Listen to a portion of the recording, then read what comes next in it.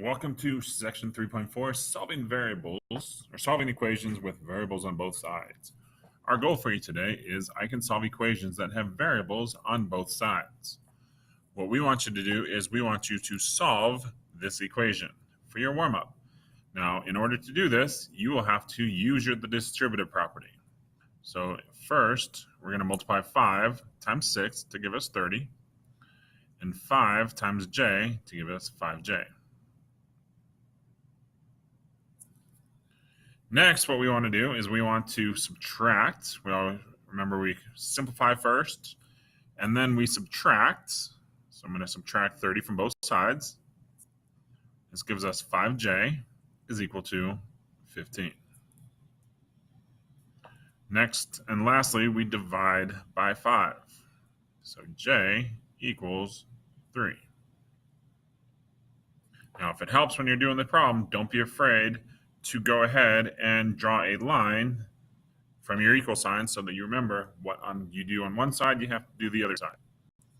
All right, part B, we have to combine like terms. 5w plus 2w is 7w. Minus 7 equals 70. Now that it's in a two-step equation, we're going to add or subtract first. So I'm going to add 7 to both sides. I get 7w equals 77. Next, we multiply or divide. So I divide by 7, and I get w equals 11.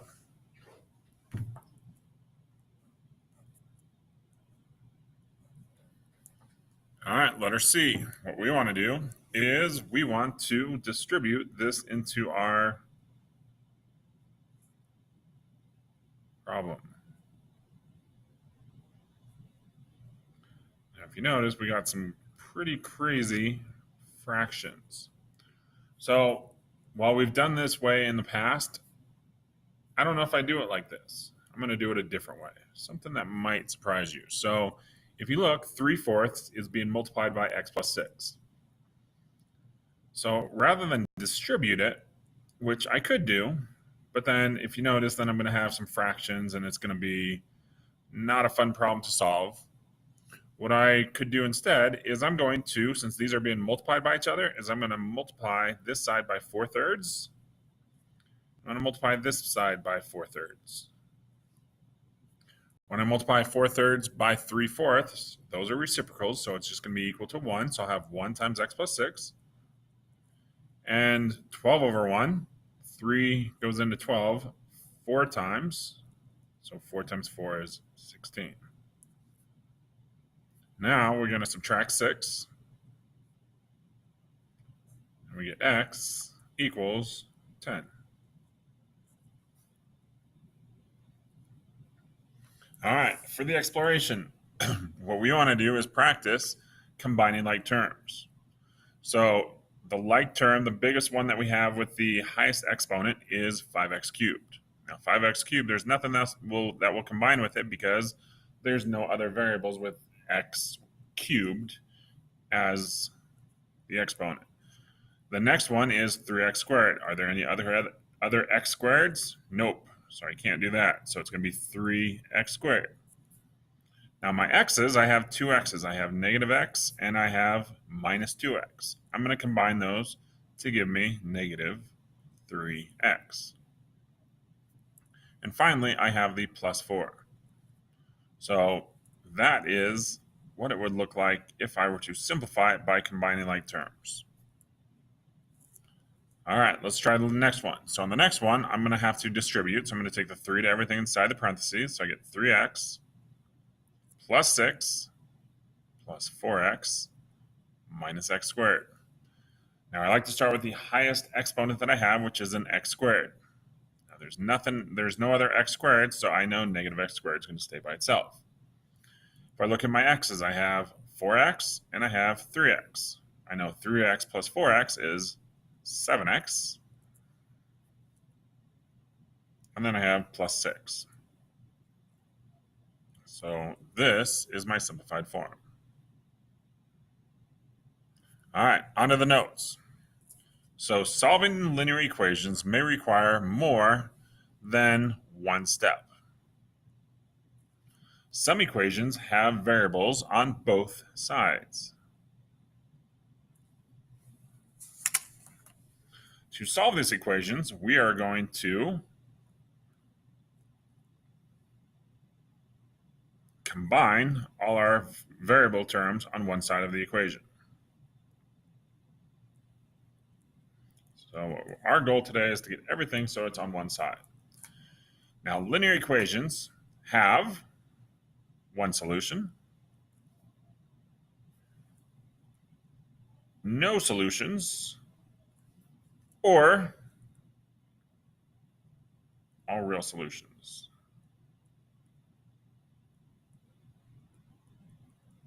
Some examples of this: for one solution, we might use where we get x equals 2.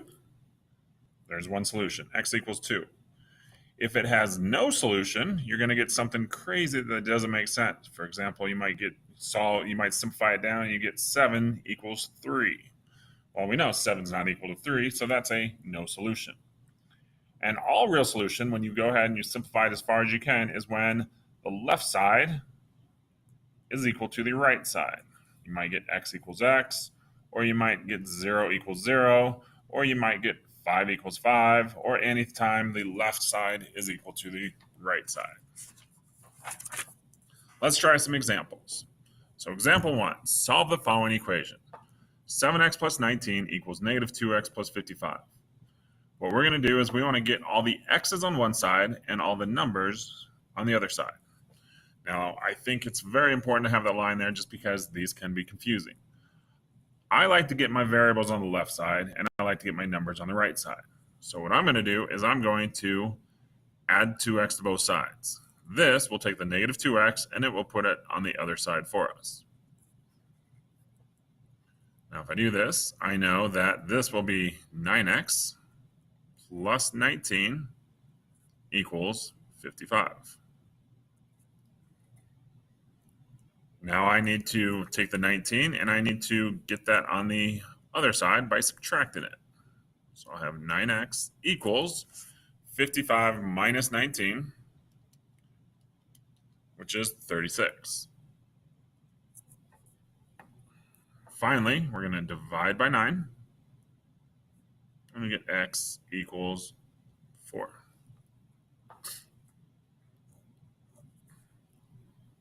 Cool. Let's try the next one. So in the next one, we are going to get our y's on one side, and we're going to get the numbers on the other side. Now, I said that I like to get my variables on the left side, but sometimes it's not always convenient. So in this case, it's one of those times when it's not convenient, because I already have a 6y over there, and if I subtracted this, then I'd have everything over here, and I'd have to do more steps than are necessary. Instead, what I'm going to do is I'm going to get that 9y over here because there's nothing else over there. So this will give me 80 equals 15y. Now to solve for y, I just need to divide by 15. On the right side, I have y, and on the left side, I have 80 divided by 15, which is a long number, 5.333. So if I do this, I'm going to leave it as a fraction, but one thing I want to do is I want to simplify it. So I want to see what number goes into both 80 and 15. I know 15 doesn't go into both, otherwise it'd be a whole number, but I know 80 divided by 5 is 16, and 15 divided by 5 is 3, so I can simplify this problem to 16 over 3. Go ahead and try the U practice. And we're going to move on to the other example. So on the other example, we're going to solve this equation. So on this equation, remember, first thing that we always want to do is we want to simplify and combine like terms. So 3x plus 4x is 7x. So 7x minus 10 equals 5x minus 7. Now I like to get the x's on one side and I like to get the numbers on the other side. So I'm going to subtract 5x. 7x minus 5x is 2x. And I'm going to add 10 to both sides. So I get 2x equals 17. Finally, I'm going to divide by 2. And when I do this, I will have x is equal to 17 over 2, which cannot be simplified. You could change it to 8 1/2 if you wanted to. On number 2, I'm going to distribute. So I'm going to distribute the 3, so I get 3x plus 6 equals 3x plus 6. Well, what do you notice right off the bat? You should notice that the left side is identical to the right side. So from this point, we can say that this will be a no solution. If you wanted to go further and get everything on one side, subtract 3x. This would give you 6 equals 6. Again, left side's equal to the right side. So it's actually not no solution. I messed up. I put the wrong thing down. It is all real solutions.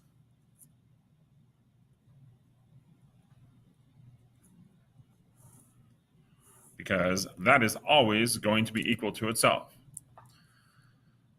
On this case, I have 3x plus 2, so this will be 3x plus 6 is equal to 2x plus 4.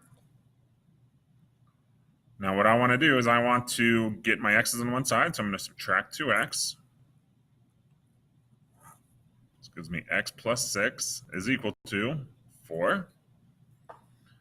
Subtract 6 from both sides, and x equals -2. All right, go ahead and try the U practice, and if you're up to it, go ahead and also try the challenge.